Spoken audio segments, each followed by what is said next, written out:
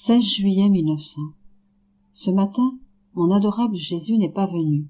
Cependant, après une longue attente, il est venu et m'a dit, « Ma fille, le mieux est de me faire confiance, puisque je suis la paix.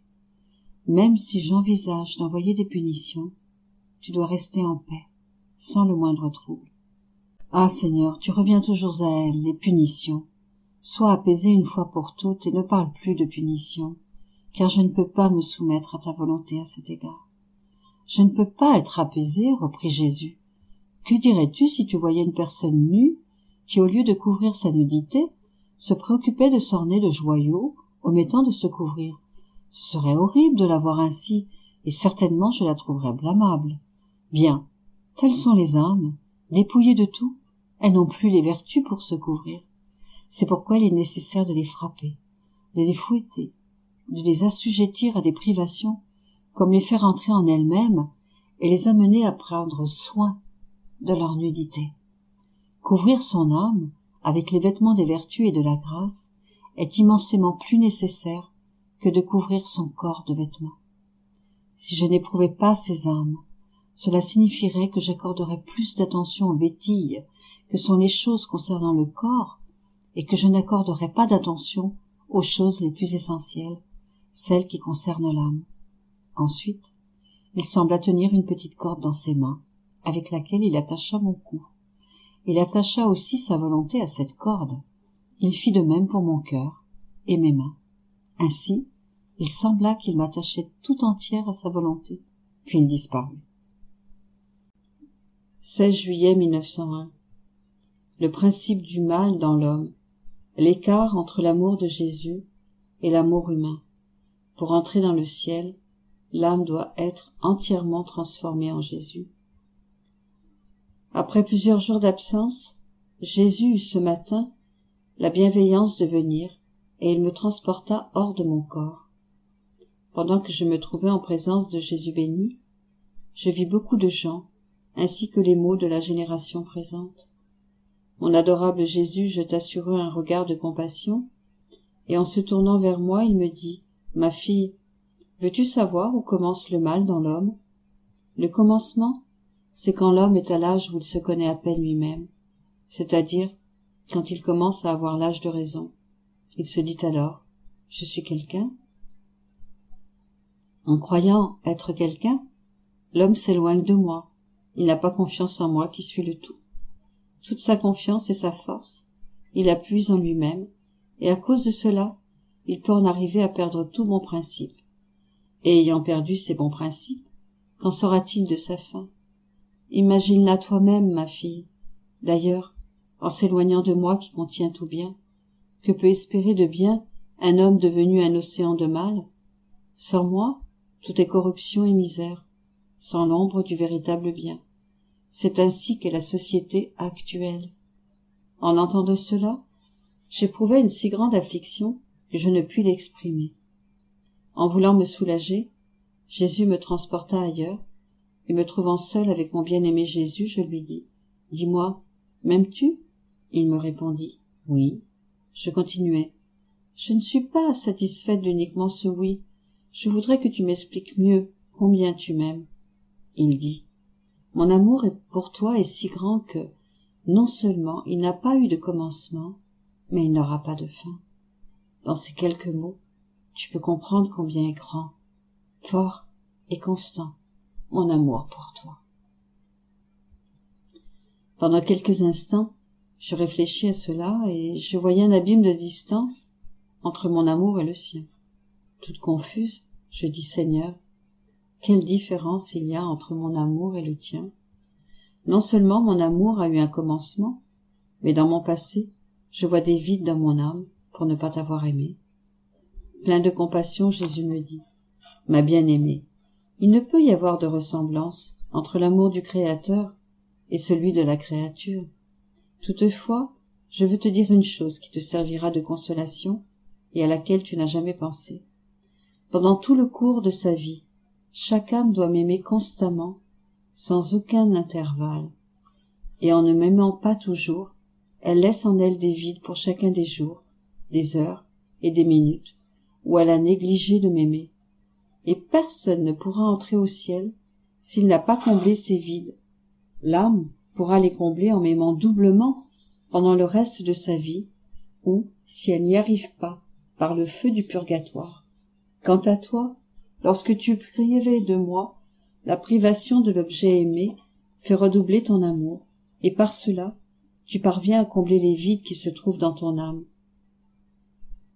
Je lui dis, mon doux bien, laisse-moi venir avec toi dans le ciel, et si tu ne veux pas que ce soit pour toujours, au moins que ce soit pour quelque temps. De grâce, je t'en prie, contente-moi. Il me répondit, ne sais-tu pas que pour entrer dans ce bienheureux séjour, l'âme doit être entièrement transformée en moi, de manière à être comme un autre Christ? Autrement, de quoi aurais-tu l'air, au milieu des autres bienheureux? Tu aurais honte de te tenir ici au milieu d'eux.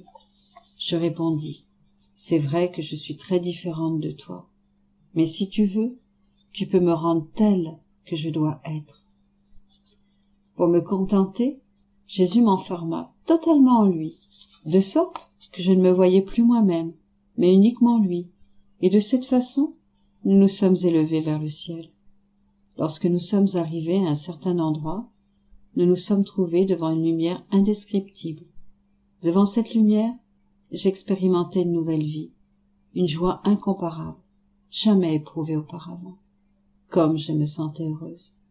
Même, il me semblait me trouver dans la plénitude de toutes les félicités. Pendant que nous avancions devant cette lumière, j'éprouvais une grande crainte. J'aurais voulu louer le Seigneur, lui rendre grâce, mais ne sachant pas quoi dire, je récitais « Toi, Gloria Patri », auquel Jésus et moi répondions ensemble. Cela à peine terminé, comme un éclair, je me retrouvais dans la misérable prison de mon corps. Ah Seigneur, combien peu de temps a duré mon bonheur! Il me semble que l'argile de mon corps est trop dure, et qu'il lui faudrait un dur coup pour se briser, car elle empêche mon âme de se détacher de cette misérable terre. J'espère qu'un choc violent parviendra non seulement à briser cette argile, mais à la pulvériser. Alors, n'ayant plus de maison où demeurer sur cette terre, tu auras pitié de moi, et tu m'accueilleras pour toujours dans le céleste séjour. 16 juillet 1918. L'âme qui veut faire du bien à tous doit vivre dans la divine volonté. Ce matin, mon doux Jésus est venu et m'a dit, « Ma fille, ne reste pas en toi-même, dans ta propre volonté. Entre plutôt en moi, dans ma volonté.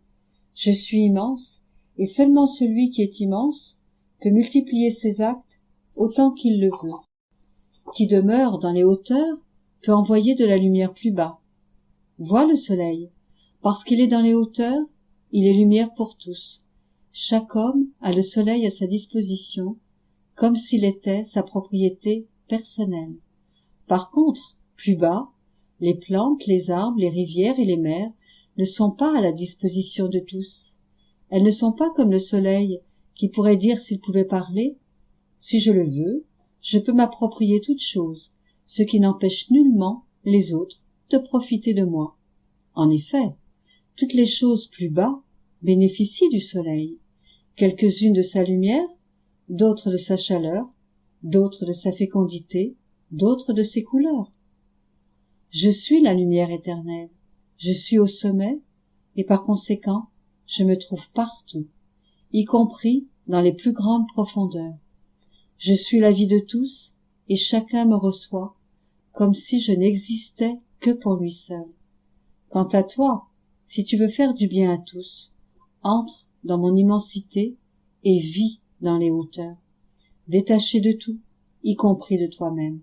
Autrement, tu seras entouré de terre, tu seras capable d'être une plante, un arbre, mais jamais un soleil. Plutôt que de donner, tu ne feras que recevoir, et le bien que tu feras sera si limité qu'il pourra être mesuré. 16 juillet 1922. Avant de pouvoir s'établir, la sainteté de la vie dans la divine volonté doit être connue. Mon confesseur m'a demandé de transcrire les passages où Jésus m'a demandé d'écrire au sujet des diverses vertus. Cela m'a beaucoup peiné. La pensée que l'on publierait ce que Jésus m'a enseigné était pour moi un martyre. Aussi, quand Jésus vint, je lui dis, « Mon amour, ce martyre est seulement pour moi, celui de devoir faire connaître les choses que tu m'as manifestées. Pire encore, en révélant ce que tu m'as dit, je dois apparaître dans certains passages. Ah, mon Jésus, quel martyre! Et pourtant, bien que j'ai l'âme en peine, je suis obligée d'obéir. Donne-moi la force, aide-moi. Ce martyre, il est pour moi seul. Tu as dit tant de choses à d'autres, tu leur as donné tant de grâce, mais personne par la suite n'a su quoi que ce soit. Et si on a fini par le savoir, ce n'est qu'après leur mort. Tout le reste a été enseveli avec elle. Ah, je suis la seule à subir ce martyre.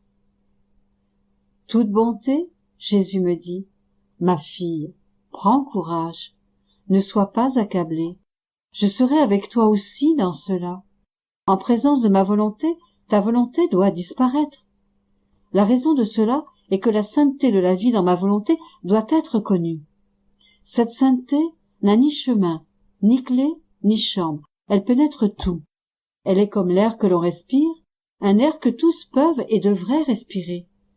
Il suffit qu'une âme la désire et qu'elle mette de côté sa volonté humaine au profit de la volonté divine, pour que cette dernière se laisse aspirer par cette âme, lui donnant vie, lui accordant tous les bénéfices de la vie dans ma volonté. Mais si cette sainteté n'est pas connue, comment les âmes peuvent-elles désirer une façon de vivre si sainte? Vivre dans ma volonté est la plus grande gloire que les créatures puissent m'offrir. Les autres types de sainteté sont assez connus à travers l'Église, et quiconque le veut peut les vivre. Voilà pourquoi je ne me sens pas pressée de les faire connaître davantage. Par ailleurs, la sainteté de la vie dans ma volonté, ses effets, ses mérites, ce dernier coup de pinceau que la main créatrice veut donner aux créatures pour les transformer en mon image, ne sont pas encore connus. C'est la raison de l'urgence que je ressens de faire connaître tout ce que je t'ai dit. Si tu ne te pliais pas à cela, tu restreindrais ma volonté, tu me refoulerais dans les flammes qui me dévorent, tu retarderais le moment où je dois recevoir la gloire complète qui m'est due, par toute la création. Mais je veux que tout soit fait de manière ordonnée. Un mot manquant, ou une virgule, une référence omise, un chapitre incomplet, autant d'omissions qui infirmeraient la connaissance de vivre dans ma volonté au lieu d'éclairer les créatures. Alors, au lieu de me donner gloire et amour, les créatures resteraient indifférentes. Par conséquent, sois attentive. Je veux que ce que je t'ai révélé soit entièrement connu. Je lui dis, mais pour faire connaître totalement ta part, je suis obligé de mentionner des choses de ma part. Jésus reprit, que veux-tu dire par cela? Si nous avons suivi cette voie ensemble, pourquoi veux-tu que je paraisse seule? De plus, qui devrais-je choisir? Qui devrais-je citer en exemple, si celle que j'ai entraînée et qui connaît la façon de vivre dans ma volonté ne veut pas être connue, ma fille? Cela serait absurde. Je répondis, ah Jésus, dans quel labyrinthe tu me places? Je me sens près de mourir, mais j'espère que ton fiat me donnera de la force. Et Jésus ajouta, exactement, mets de côté ta propre volonté et mon fiat accomplira tout. 16 juillet 1924. Dieu veut donner un nouveau souffle à l'âme humaine, afin que la divine volonté y règne de nouveau, comme au moment de la création. Poursuivant dans mon état habituel, je fus transporté hors de mon corps par mon adorable Jésus. Il me dit, ma fille, le Créateur est à la recherche de la créature pour déposer sur ses genoux les bienfaits de la création. Il a veillé à ce que, à chaque siècle, il y eût des âmes ne recherchant que lui, et en qui il pouvait déposer ses cadeaux. Dans une rencontre mutuelle, le Créateur descendait du ciel, et la créature montait vers lui. Le premier pour donner, et l'autre pour recevoir. J'éprouve toujours un grand besoin de donner, et c'est pour moi une pénible souffrance que de préparer des bienfaits à accorder et de ne trouver personne pour les accueillir. Sais-tu en qui je peux déposer les bienfaits issus de moi, à la création? En ceux qui vivent dans ma volonté. Seule ma volonté peut faire naître dans l'âme les dispositions qui la rendent apte à recevoir les bienfaits du Créateur et lui fournir la gratitude et l'amour qu'elle a l'obligation d'offrir au Créateur pour tous les bienfaits reçus de lui. Viens donc avec moi, et nous allons parcourir ensemble le ciel et la terre, afin que je dépose en toi la capacité de percevoir l'amour que j'ai placé dans toutes les choses créées, et que tu puisses me donner un retour d'amour pour toutes ces choses, et aimer tout le monde avec mon amour. Nous donnerons de l'amour à tous, nous serons deux, pour aimer tout le monde. Je ne serai plus seule à le faire. Ainsi, nous sommes allés partout, et Jésus déposa en moi l'amour qu'il a placé dans toutes les choses créées. Quant à moi, en écho à son amour, je répétais avec lui les « je t'aime » de toutes les créatures. Jésus ajouta « Ma fille, en créant l'homme, nous avons infusé dans son âme la portion la plus intime de notre intérieur, notre volonté. Nous avons placé en lui toutes les particules de notre divinité qu'il pouvait recevoir en tant que créature, au point de faire de lui notre image. Mais il rompit avec notre volonté, et, bien qu'il conservât sa volonté humaine, celle-ci prit en lui la place de la divine volonté, obscurcissant et infectant sa personne et rendant inopérantes les particules de notre volonté déposées en lui, au point qu'il en devint mutilé et complètement détraqué. Afin de le disposer à renouer avec notre volonté, de le départir de la noirceur et des infections dans lesquelles il s'est plongé, et de remettre en lui les particules de notre divinité dont nous l'avions pourvu au début, il est nécessaire que je souffle de nouveau sur lui. Oh, comme il me tarde de le voir beau, comme lorsque je l'ai créé!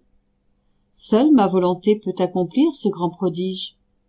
C'est pourquoi je veux souffler sur toi, pour que tu reçoives ce grand bien, que ma volonté règne en toi et te redonne tous les biens et les droits que j'avais octroyés à l'homme en le créant.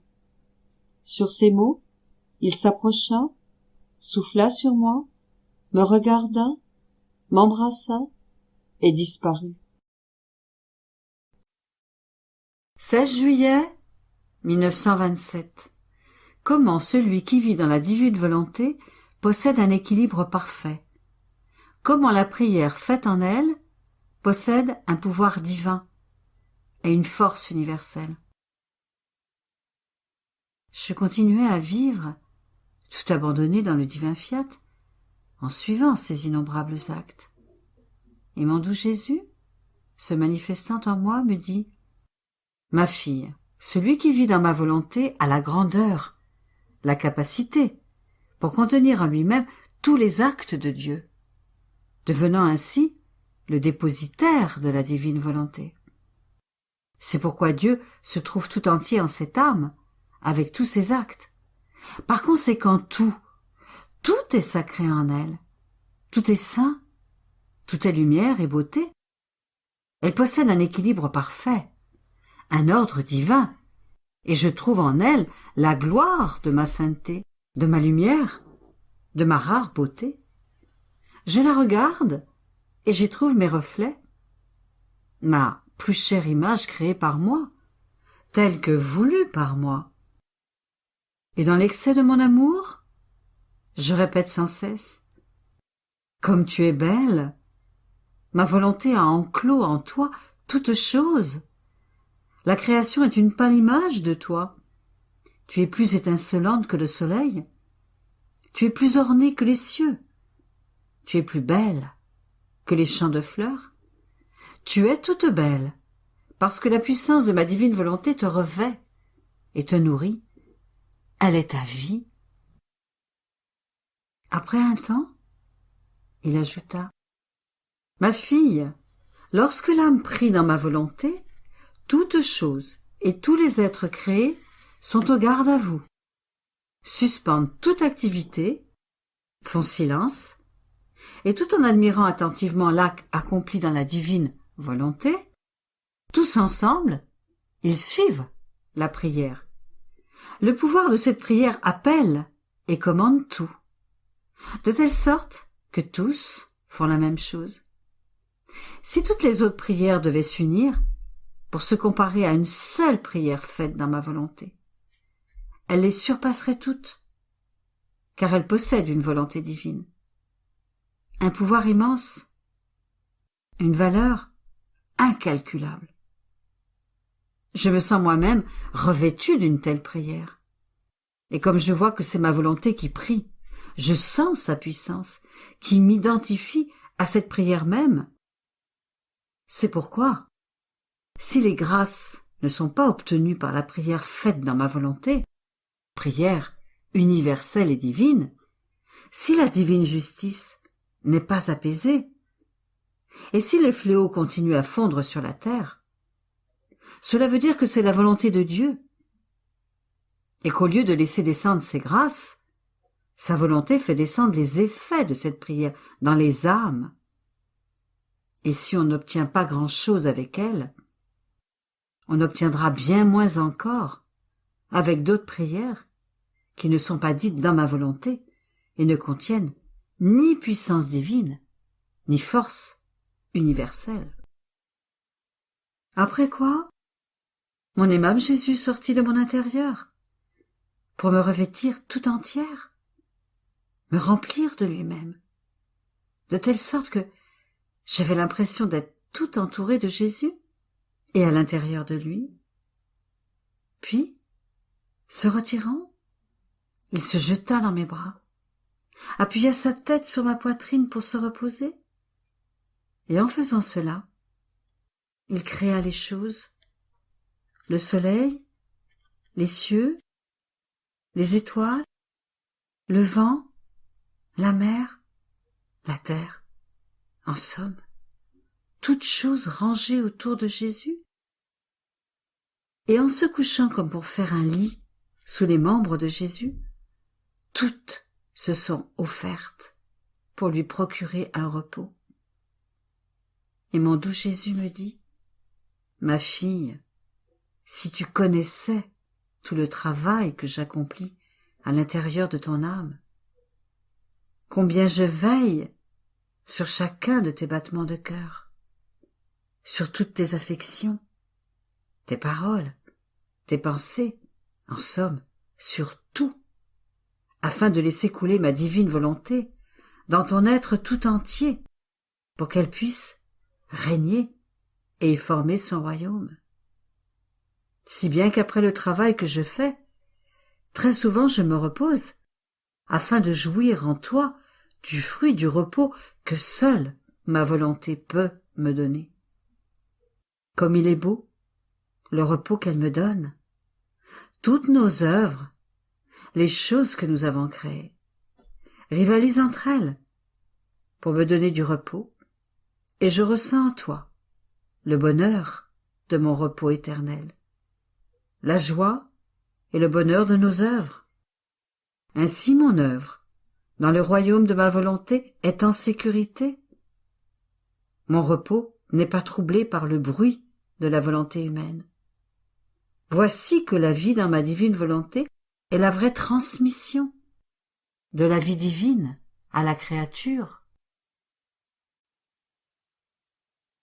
16 juillet 1930. La divine volonté est vie. L'amour est nourriture. Un acte tout seul ne forme pas la vie, ni un acte complet. Nécessité de la répétition des actes pour former la vie de la divine volonté. Mon abandon dans la divine volonté continue. Oh oui, je la sens, qui comme l'air se laisse respirer par ma pauvre âme. Je sens sa pure lumière, qui repousse les obscurités de la nuit, de ma pauvre âme, alors que ma volonté humaine se lève pour se mettre en action.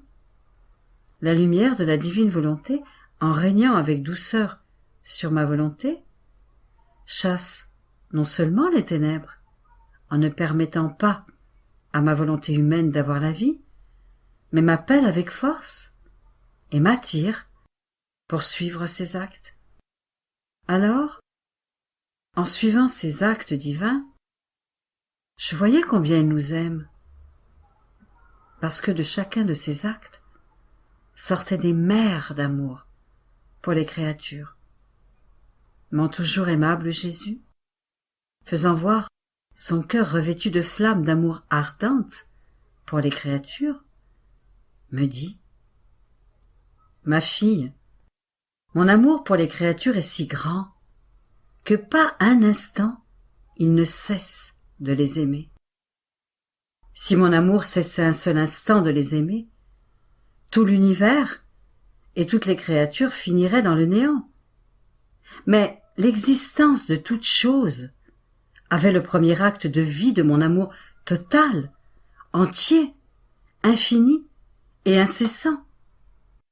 Et pour que mon amour ait toute sa plénitude, j'ai fait sortir de moi ma divine volonté comme acte de vie de tout l'univers et de chaque acte de la créature.